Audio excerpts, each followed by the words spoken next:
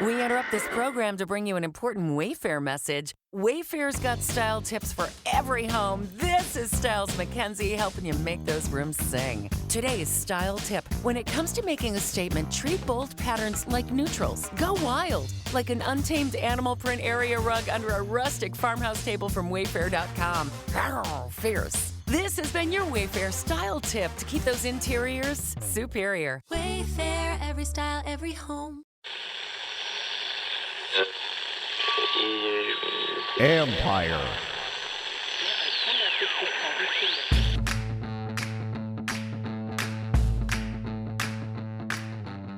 Hello and welcome to my podcast. Do me a favor, subscribe to the John Conn Report wherever you get your podcast. You're watching on YouTube.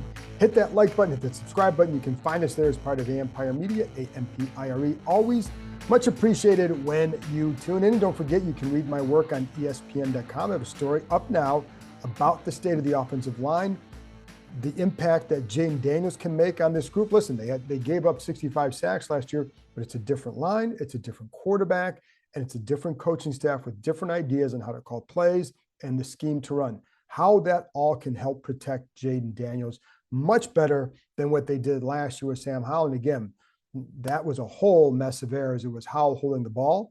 It was a constant complaint that you'd hear, or not complaint, but a constant concern and coaching point for coaches all season. And there are times he got better, and then times he still held the ball a little bit long. And then it was an offensive line that would give up some pressures, but it was also a coach who kept calling pass play after pass play after pass play, even when the game was always close in the first half. That didn't help that group either. So it's one thing after that. It's also about how does the run game marry the pass game, the play action. That's something that this group, I think, they think will do, that they feel pretty good about that and how it can help the play action, et cetera. Now you got to go out and do it. Anyway, that story's up now on ESPN.com. So, all right, got the second preseason game Saturday night. That's what I want to talk about. Spend a few minutes here talking about what I want to see and things that maybe you can look for as well in this game. And it starts, of course, with Jaden Daniels. Now, I'm going to get into other positions, receiver, safety, and some other spots as well. We got to start with Daniels because his growth is so crucial to what's going on here. He's coming off a few good weeks. Now, I keep telling you, and I know Dan Quinn and others have said about the value of these joint practices. There's still a lot to be gained from the games. And last week we saw Daniels work against a different group, get presented with a different look, check to a play, make a beautiful throw, and convert a big play. So you see those things in these games. And you can see some of that stuff in a joint practice, of course, and I like those because they're very specific and the coaches can arrange what they want so they can see what they want from a particular guy or matchup. There's tons of value in that. But you still can find stuff in these games. And for Daniels, it's that. So how does he grow off that? Now, he had a really good practice on Thursday. And I wasn't there, but in talking to people there, both yesterday or after the practice and then again today, there are definitely things that continue to stand out with Daniels. And that's what I want to see. Does this continue each game, each practice, et cetera? Because then really what it becomes is kind of who he is.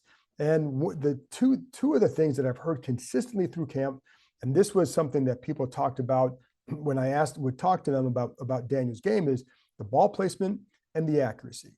Now, we know he's got poise, and there were times apparently in those red zone drills that it felt like the poise was really good. But there's also ball placement accuracy, knowing where to go. So he consistently puts it where his guy gets it or nobody gets it. And that's really, really good. And it's very advanced for a guy at his stage. And I'll get into that more of that probably next week.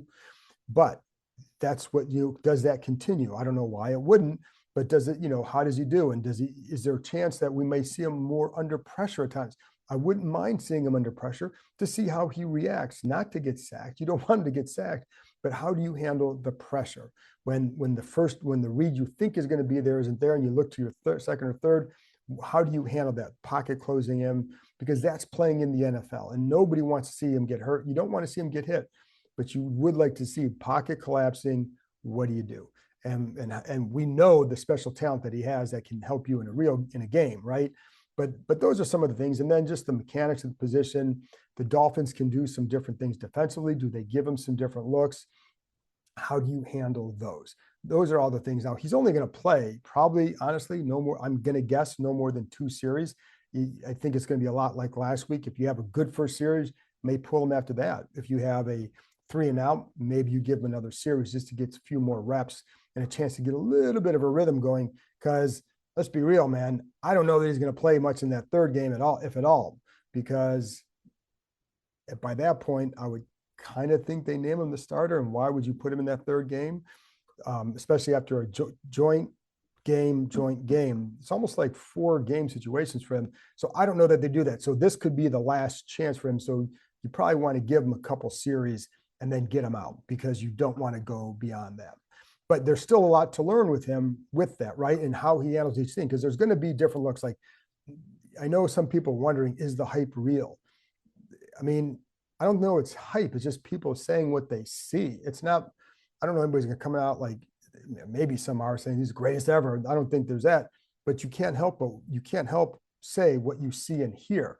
And it's the same thing when in the past, there were quarterbacks here where you'd hear some stuff that wasn't as glowing. And it's like, I can't help what I see and what I hear. And it's the same case here. You can't help what you see, which is very good, and which is what you hear, which is even better, because the way he is as a teammate and all that is really, really good. And I think that's one of the things that I think separates him from some others that have played this position here in the past. It's just the gravitational pull of his personality is really good. And I know, and it's natural. So I'm going to get into some more of that, like when he, whenever they name him the starter, whenever that is, I'm going to guess early next week, but that's a guess. I don't know. Anyways, so there's more to see from him. And it goes back to, again, those qualities I talked about. And it's funny because I know a lot of the Dolphins reporters were pretty high on him after watching him. So, again, all you can go is by what you see. And so far, it's been really good. There's no guarantee for the regular season. It's just that to this date, August 16th, as I'm recording this, it's been very good for Jayden Daniels. Step by step, folks. So anyways, let's go on to some other positions, starting with receiver, because that's where, listen, we know what Dan Quinn said about the number 2 receiver, that he's still looking for that guy to separate. And I think he should be continue to look for that guy to separate, because nobody has. And that goes back to Jahan Dotson. You start with him because he hasn't emerged. And I think it's funny because I know one of the things they want to see from that position is a couple of things. Urgency. One of the things when you watch Jahan, he's not a guy that comes across with that level of urgency. That's not to say he's not trying. It's not to say he doesn't care. That's not it at all. But some guys, maybe, they don't play with that same level. And I think I think he needs to impress this group more. I'm not saying that he's in danger of being cut, but I do think he's in danger of not being that number 2 guy for sure, because Dan Quinn said this, right? Said that they're still looking for that guy. That means he hasn't done enough. This is not their guy. They did not draft him. They're not beholden to him. And I think I would say this, by this point, I think Jahan Dotson is well aware that he's got to show, he has to show more for sure. And it's not that he's not talented either. And then, some of that it's yards after the catch. Well, I think some of that comes down to Jayden Daniels. And one guy that I'm curious to see in this game is Luke McCaffrey because of that. So there was a play in practice, I think I talked about this a couple of days ago, where Jayden looks to the left, works back to the right, gets it over the middle to McCaffrey, good route, quick turn and upfield and get upfield. That's what he offers you. Now, he's a physical, but also on that play, the reason why he had that room is because of the progression that Daniels did it at, right? You 1 hitch here, 2 here, 3 here, boom, right? And if you do that, you work within the rhythm, that guy should have a chance to turn and go. And that's what he did with McCaffrey. I think McCaffrey is going to get a lot more look this game and a lot more opportunities to do things. I think they're going to put some guys in position to see really what can they do. And that's still route running. They obviously want to see route running, contested catches, beating man coverage, anything you have on your receiver check box or whatever, box to check. That's what they want to see, because nobody is separated there. So, all these guys, I think, Jahan can make contested catches. We saw that in college. McLaurin, that's what he excels at. Dami Brown has done that in camp a few times. I think Zacchaeus has really had a good camp. And you've heard that. He also has returned punts pretty well, or at least run with it pretty well. Again, I told you, you got to work a little bit more on the secure end of it, because I think it was a little bit, I'm just curious to see how he handles, if assuming they put him back for punt returns, how he handles those. But he's had a good camp. And the other thing to keep in mind is there may not be one guy that opens up in that number 2 role. It may be one game it's this guy because you have this package in to start, or you're featuring this package today. So maybe it's De'Ami Brown, maybe it's Zacchaeus, maybe it's Jahan Dotson, whomever. But I think, that's what they're, so you could use a combo of guys to kind of fill out that one role, which tells you they don't have that guy. But maybe I think one thing this staff seems to really talk about a lot is, and ideally any coaching staff does this, they all don't, because I've seen it. But like, what does this guy do? What can this guy do that maybe can help this offense? So Jahan Dotson has skills that can help. McCaffrey has skills that can help. Zacchaeus has skills that can help. De'Ami Brown has things that he can do. And so you're going to take that and just kind of mix and match. Greg Williams was really good at doing that on defense more than a few years ago. So I that's a good philosophy. Let's see how it plays out. But I do think they're very big on finding out what a guy can do and not what he can't do, and then dismissing him. So I think that receiver thing could come down to a combination of guys doing different things. And, that's what it is. And when you look at Dotson too, because as I told you, getting off the line is a big thing. That's something they're definitely looking at as well. And so if that's the case, it's not a strength of his, but you can use him in stacks and bunches, motion, whatever. Play him in the slot, get him off the line so they can't get their hands, and he can use his feet more to beat a guy. And it's funny because if they see him just as a slot now, when they drafted him, I remember talking to a few highly respected coaches about what they thought of that pick, because at the time I told you that he was one of the 4 receivers they really liked. And so I wasn't, when they made that trade back, I thought he was the target. And I know Hamilton was on the list too. But anyway, and you can go back and do whatever you want with that. But at the time, he was a guy. So, most projections had him in the 20s or so, maybe a little bit lower.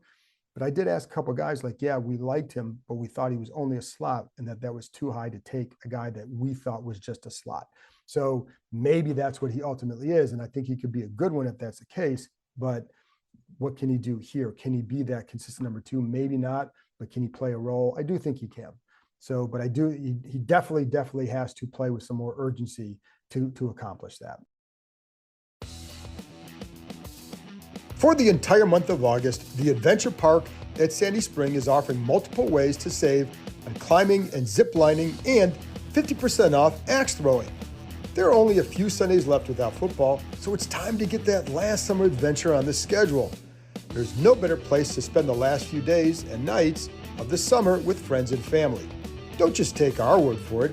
The Adventure Park at Sandy Spring was named the #1 aerial adventure park in North America by USA Today. Anytime you're thinking about reaching new heights, make sure you know before you go. The Adventure Park at Sandy Spring is the only ACCT accredited park in Maryland or Virginia. So there you have it, folks. For the rest of the summer, you can get the best climbing, zip lining, and axe throwing in the country, up to 50% off right here in the DMV. Reserve your adventure today at www.theadventurepark.com/kind. The other one is Kaz Allen. What does he do? So he has definite skills too that you can tap into. Now you can line him up in the backfield at times and run some stuff with him out there. I think he'd be dangerous out of that. But the key for him is going to have to be the return game, because I don't think he's going to make it as just a receiver.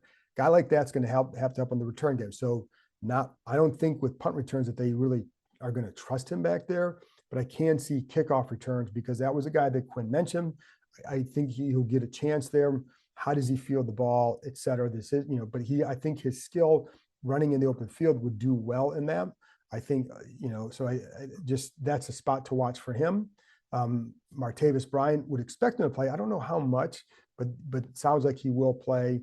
And what does he offer? I think he's still a guy that you can look at and say, you get through these next couple of weeks, keep him around in the practice squad, depending on what he does on Saturday, and then in the preseason finale, what does he show? I don't think he's going to show enough for another team to pick him up if they cut him. He's been out there, teams know it. but I do think he's a guy that you could probably keep around because you do have a hole there. You have a definite hole. And as a separate aside, I know Brendan Ayuk, they don't want to pay, I think to sign him is going to cost more than 30. I do not think they're comfortable with that. Keep in mind, the Niners aren't comfortable with that. Adam Peters came from the Niners. This is not about not liking the guy personally. It's a cost-effective maneuver here, right? So just as an aside, I know that he's available, but I think in the offseason, you're going to want to target that for sure and bring a guy here to pair along with McLaurin to give Jaden Daniels a lot more opportunities to make big plays. So, but can you cobble it together with this group? Well, that's what they're going to have to do. So it's kind of like a pitching staff, maybe a bullpen by committee day or whatever. So, not ideal, but you take what you have and you make the most of it. And I think that's what they're going to do. And there are things that each guy can do. So it's not like they can't do anything. Again, Zacchaeus had a really good camp. See how this continues. So now let's turn to the defensive backs. I think that to me is one of the most interesting on the team. And what are they going to do there? Because are they going to keep 5 or are they going to keep 6? Remember, final cuts are a week from Tuesday. So what are they going to do if, let's say they only keep 5? Well, you have Quan Martin, he's on. Jeremy Chin, he's on. Then you have Percy Butler, had a nice camp. They like how he tackles. He has really progressed nicely over during the summer. He's looked good, and he finished strong last year as well, but he's done a nice job this summer. He's been pretty much working as the number 3 safety. I've seen him covering the tight ends in the slot. Watch for that if that occurs on Saturday, but he's done a nice job there. So there's another one there. Then it's Jeremy Reeves, Derek Forrest. You have Dominique Hampton. You have Tyler Owens. Tyler Owens has done a really nice job. And I'll be honest, I think Dominique Hampton, I think there's stuff that I like about his game. He's got the size, he's got the length, but Tyler Owens has stood out more at this point. So, I know Ben Standig tweeted the other day, I think from Miami, about how he was getting some reps in with the linebackers. Now, one thing I know with Dan Quinn and talking to him, over the however many months, they like to, when they're developing guys, when they did this in Dallas or whatever, they would take guys, and they've done it some here, take guys and if you have receivers who you want, or tight ends that you want to run receiver routes, well, you put them with receivers sometimes, right? Or in the receivers drill to run those routes. So that's how do the receivers run it? That's what you want to teach the tight. So in Hampton's case, you want to play him in the box. I think that's where it is. But, I'll be curious to see what they do with him at this position. And then does he become a hybrid safety linebacker? Do they think he's more of a safety? Do they think maybe he could be a linebacker in the future? I don't know, but it is interesting with that. But I don't, I think to this point, I don't think that he has really jumped out in that way. So, again, then you have Jeremy Reeves, who's a special teams captain. And, I know they really like him because of that. So, but how many safeties can you keep? And, with Tyler Owens, could you cut him and keep him? Probably. I think the same thing is true with Hampton.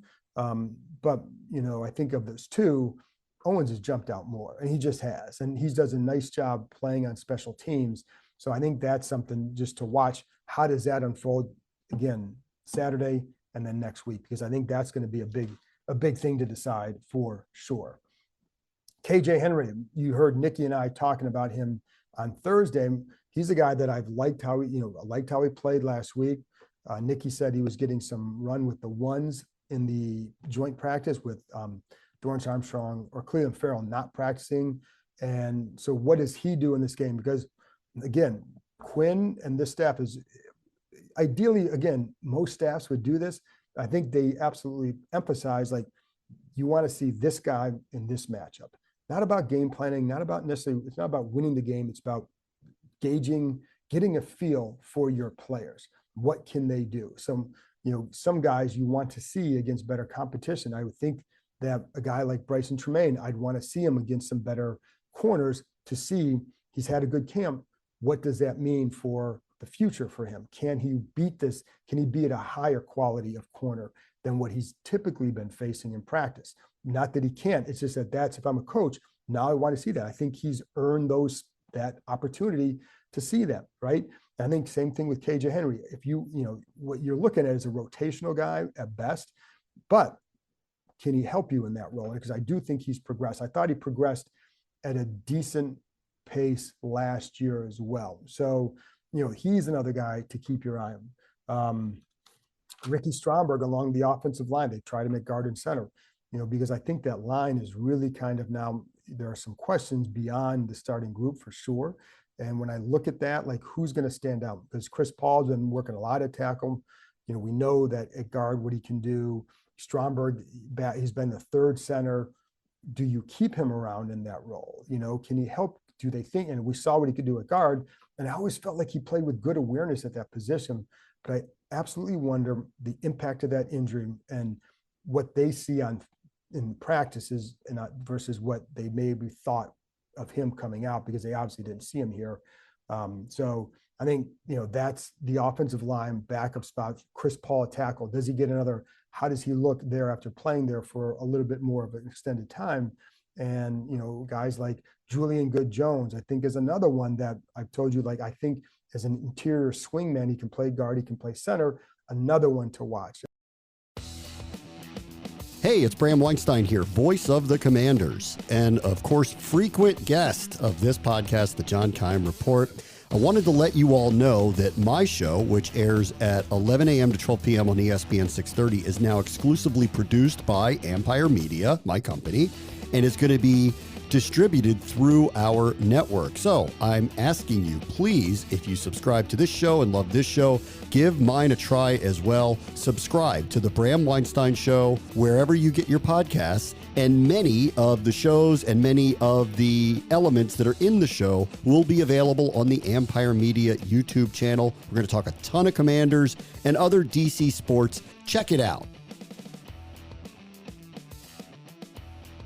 That's good. Oh, by the way, going back to safety, I meant to bring up this guy is Derek Forrest.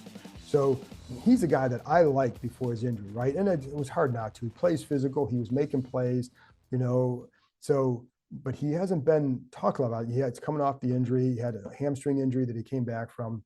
But I think he's a guy that, it's funny because I felt like this group would like him because of how physical he plays. And you wonder where he fits in that safety rotation. But I do, but I think that they're going to like, the more they see of him, I think the more they're going to like of him. I just think he plays with the good mindset. I just do. And so, but again, do you keep 5 or do you keep 6? It could be hard to do both because you may want to keep 6 corners. I think one benefit for this group is Quan Martin can cover in the slot. And obviously Sammer still that's his area, but if something happens, you have a guy that can go down there. So they also have they're working Butler up against the tight ends in the slot, right? So I think that gives them a little bit of help there, but we'll see. And then the other one, of course, is Emmanuel Forbes. We know the struggles here, but there've also it's not been 100% bad for him by any means. So I think that would be an inaccurate way to portray it. And I heard about a play that he made Thursday. I think we talked a little bit about him that and listen, he's got to play the deep ball better. He's got to show better awareness at the end of a play. So there's little things he can clean up with his form. He's never going to be a bigger guy. They know that. They're never going to love his size because he doesn't have it. He's not going to get it. So you can't keep worrying about them. You got to say, okay, you got this guy. How can he help you? And can you clean up the mechanical issues to get him to contribute at a consistent level? But one of the ways he has to is by taking away the ball. So when you see him not finishing at the end of plays, that's not good. So see how he does with that. But he did have a play. There was a play I heard about from Thursday where there's a pitch, a run coming around the end, tight end's coming around. He goes up and takes on the tight end, and really played it physically. I think somebody told me he knocked the tight end back. So just a good job by him. So they like that. Like they're seeing that as well. But again, you've got to play better on the deep ball, because if you don't, then you're going to have to look for some other guys. So, then we're going to see Riley Patterson, who had a good day on Thursday. How does he do? Because he hasn't done well to this point. Outside of Thursday, he has not been consistent. Too many off the upright, just too many misses. And the inconsistencies now, his career does not suggest that, but it's been a brief career. But even last year, he was 15 out of 17. So I still think his competition would be with another team, but he has a chance. Now you get 2 games. So what do you do with these 2 games? And I think that's going to be something to watch as well. Quarterback, again, beyond Daniels, Driscoll, and then Trace McSorley going to play. McSorley is here because the other 2 are hurt. Mariota won't play, and then obviously Sam Hartman's out. They certainly seemed pleased with that quarterback room. So I've always gotten the sense that they like Hartman, they like Driscoll, they like Mariota, they obviously love Jaden Daniels. I don't know that McSorley's here to necessarily take anything away as much as he is to get you through. Now, who knows what happened? You go out and play a great game, but he knows, keep in mind, they know about Trace McSorley. Kingsbury coached him. They knew he was free, and they opted for this group. So we'll see, but he's got a chance. You never know. And I'll be curious to see let's see, he connects with Martavis Bryant. Hey, give us all something to discuss after the game. And, but so that's what I'm expecting there. Tight ends, the other one that I think is worth watching is Colson Yankoff. And we've talked about him, but watch him on special teams. See what he does there. He's been going with some of those first groups of special teams. Again, doesn't mean that he's going to make it, but it does mean he's a definite person of interest for that 53, because you're not putting him on there because you want to see, can he help you in this area? Because that's where a backup 4th tight end would have to be if he's active.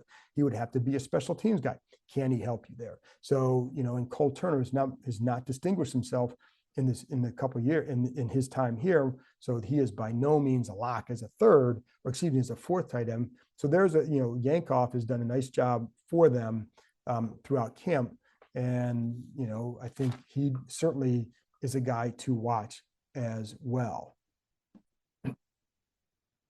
I'm also curious to see how the defense handles, like one of the things Miami does a ton is a lot of motion. Now they show a lot, but they're not necessarily tipping their hand for what they're going to do during the regular season.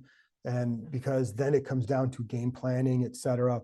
But they do a lot of that. So it's a good test for the other side, right? If you're facing that, this is, there's a lot of window dressing and all that. How do you defend that? Well, it's a lot of it's testing your discipline. I think that's where that's why I like guys like Samuel. I think he's really good with that. He has really good instincts. So, but how do they handle all that? Again, the way Mike McDaniel is he ties it together. He can show you everything he wants to now. The question is, how is he going to tie it together in a game? That's where he gets teams. So that's something that he is a mad genius. But that's something that's a good test for the defense. And, I'm also curious to see that defensive line, see how the ends keep playing. And, there's a lot to really focus on in this game. But anyway, I've rambled on long enough. Those are some things I'm looking for tonight. And I'll be back after the game to wrap up the Commanders' second preseason game against the Dolphins. As you can see, I'm still up here in Boston. I'm going to watch my son in the show tonight. But I will be watching that game and I'm going to break it down afterwards, and we'll see what happens, folks. It's going to be always a lot to talk about. This is why I like the games, that even if it's not even if they rest some guys, they're going to rest guys for sure. But even if a lot of the guys aren't playing, even the Dolphins don't play, there's still so much to learn. So I'll talk to you after the game, and have a good one.